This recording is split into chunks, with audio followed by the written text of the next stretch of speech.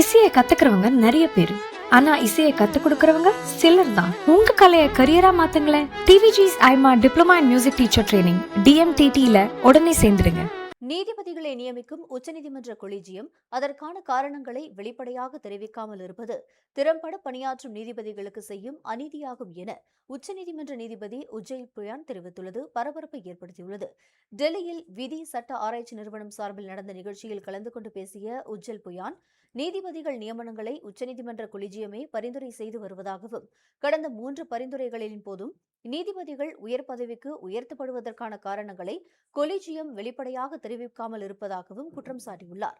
மேலும் திறம்பட பணியாற்றி சாதனைகள் புரிந்த பல நீதிபதிகளின் உழைப்பை உரிய முறையில் அங்கீகரிக்காமல் கொலிஜியம் சுலபமாக கடந்து சென்று விடுவதாகவும், வெளிப்படைத்தன்மை என்ற கொள்கையிலிருந்து நீதித்துறை பின்வாங்குகிறதோ என்ற ஐயத்தை ஏற்படுத்துவதாகவும் உஜ்ஜல் புயான் தெரிவித்துள்ளார்.